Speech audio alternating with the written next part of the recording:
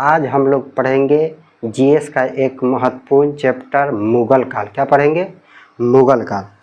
मुगल काल में सबसे पहले हम लोग देखेंगे आज कि लोदी वंश की ओर चलेंगे। कहाँ चलेंगे? सबसे पहले लोदी वंश की ओर थोड़ा एक नज़र देख लेंगे, इसके बाद मुगल काल देखेंगे। लोदी वंश में इब्राहिम लोदी के समय में ही क्या आता है? मुगल काल का आगमन होता है। क्या होता है? मुगल काल का आगमन होता है। इब्राहिम लोदी इस समय शासन करते रहता है।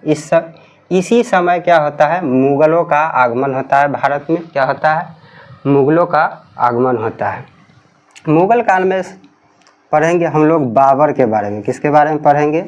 बाबर के बारे में। मुगल काल सबसे पहले हम लोग देखेंगे बाबर। क्या देखेंगे? बाबर। बाबर के 4 पुत्र थे। कितने पुत्र थे? 4 पुत्र थे। पुत्र कितने थे? 4 थे। कितने थे? 4 थे। पहला हुमायूं। क्या था? हुमायूं। दूसरा कामरान। तीसरा हिलाद अस्करी। क्या था? अस्करी। क्या था? अस्करी। 4 पुत्र थे बाबर के। कितने पुत्र थे? 4 पुत्र।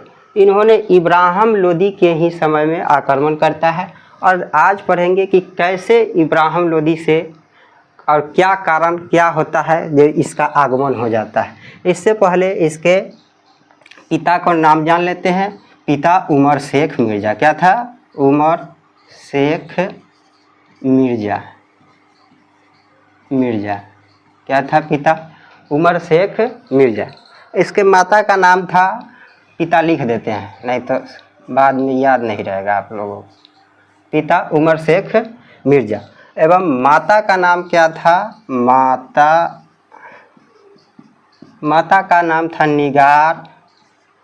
निगार खानम। क्या था?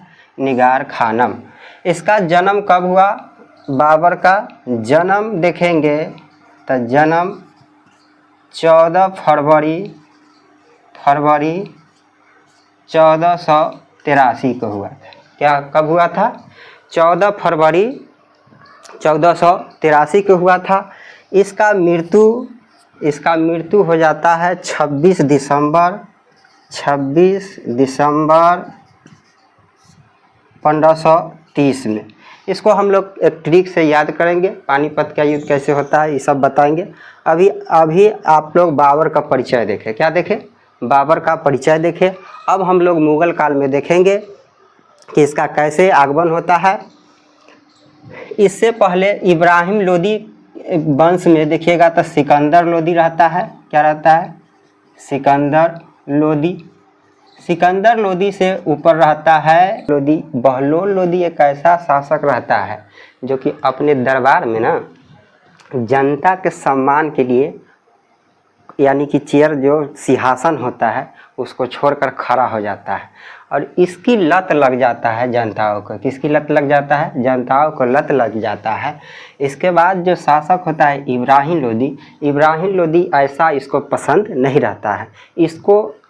इसको ऐसा पसंद रहता है कि जो हम कहे वही सुनो। राजा का मतलब इसको ऐसा पसंद रहता है कि जो हम कहे वही सुनो, इसके अलावा कोई अमल करने की, संशोधन करने की ज़रूरत नहीं है।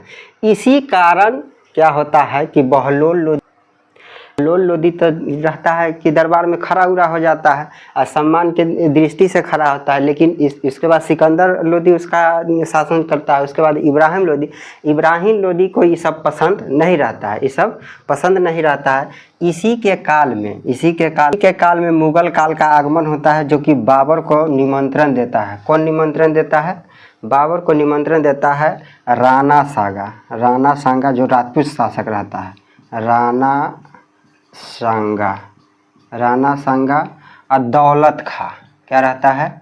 दौलत खां। ये दोनों का दोस्ती रहता है। ये दोनों का क्या रहता है? दोस्ती रहता है। क्या रहता है? दोस्ती रहता है। और ये जो इब्राहिम लोदी जो ये सब के तो पसंद नहीं रहता है कि, लेकिन इसका ये बात पसंद नहीं रहता है क्योंकि इसका दादा जो रहता है से पहले से इसको लत लगा। अब जिसको लत इसी को कहते हैं कि हरकाल ठीक परकाल वाला बात आप लोगों ने सुने रखे हैं सुन रखे हैं। तो यही जो रहता है इब्राहिम लोदी ऐसा नहीं पसंद रहता। इसी का विद्रोह के लिए धीरे धीरे अंदरे अंदरे दौलत खां और राणा सांगा ने बाबर के क्या करता है, बाबर को निमंत्रित कर देता है। क्या कर देता है, निमंत्रित कर देता है। यह बाबर जो रहता है फरगाना का, एशिया फरगाना का क्या रहता है, शासक रहता है। और उसको कहता है राणा सांगा और दौलत खां कि आइए हमारे यहाँ और आकर सोना चांदी लूट के ले जाइए। क्या कहता है, सोना चांदी लूट के ले जाइए। लेकिन यहाँ आने के लिए तो आता है, लेकिन ये सोचता है कि आप मोहम्मद गजनबी की तरह कि वह आएगा लूटपाट मचाएगा और फिर क्या होगा, फरगान के लिए वापस चला जाएगा। क्या कहे, चला जाएगा। लेकिन ठीक विपरीत करता है। क्या करता है, ठीक विपरीत करता है। राणा सांगा दौलत खां जब इसके साथ आता है, ये लूटपाट मचाता है और राणा सांगा और दौलत खां को बोलता है, जब इसको जाने के लिए तो ये कहता है, जाने से क्या कहता है, इनकार कर देता है। इसके विद्रोह में फिर बाबर से फिर क्या होता है, युद्ध होता है। क्या होता है, युद्ध होता है। इसका 3 युद्ध था। कितना युद्ध था, 3 युद्ध था। इसको याद रखने का एक ट्रिक है। क्या है, ट्रिक है, इसका ट्रिक है, बाबर ने पानी पिया, खाना खाया, चंदन लगाया, घर गया, अब मर गया। क्या है, मर गया। यानी कि इसका ट्रिक है याद करने के लिए। पानीपत का युद्ध 1500 दिया जाता है। 1526 में, 1527 में खनवा का युद्ध, चंदेरी का युद्ध, 28 ये याद रखने का, 28-29 सब एक कई साल का अंतर है ज़्यादा। 1530 में मर जाता है। क्या होता है, 1530 में मर जाता है। पानीपत का युद्ध इब्राहिम लोदी के से लड़ता है। किससे लड़ता है, उस समय तो आगमनी होता है तो लड़ेगा कौन, वही रहबे करता है, इब्राहिम लोदी। किससे लड़ता है, इब्राहिम लोदी से लड़ता है। किससे लड़ता है, इब्राहिम लोदी से। खनवा का युद्ध किससे लड़ता है, हो जाता है युद्ध, इसके बाद जीत जाता है तो ये तो जाता है, इसको बुला ले रहता है दौलत खां राणा सांगा, इसको कहता है कि जाइए आप। अब लेकिन इतना जाने से इनकार कर देता है। तो वही राणा सांगा से फिर युद्ध होता है। क्या होता है, राणा सांगा से युद्ध होता है, राणा सांगा से। और राणा सांगा के इसमें धोती फाड़ मारा, यानी कि गर्दा उड़ा देता है, इसको भी बहुत मार मारता है। उसके बाद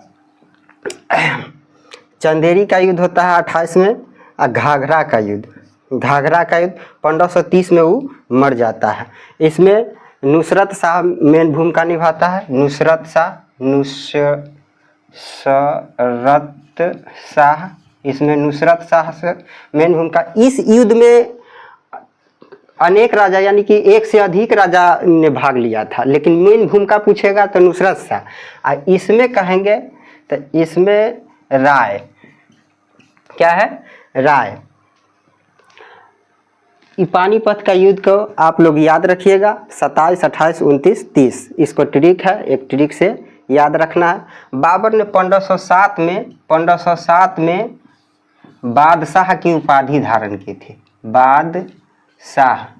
बादशाह कहने का मतलब सच्चा बादशाह।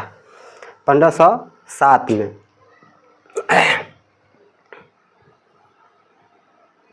चलिए, इसके बाद अब हम लोग पढ़ेंगे इसके बाद हुमायूं के बारे में पढ़ेंगे कि हुमायूं, अगले पार्ट में पढ़ेंगे कि हुमायूं एक राजा का बेटा होते हुए कैसे घुमक्कर का जिंदगी, कैसे राजा से रंक बनता है। यही कहानी बहुत ही दर्दनीय बात है कि 15 साल शेर शाह के 6 साल घुमक्कर का जिंदगी व्यतीत करता है एक राजा का लड़का होते हुए भी।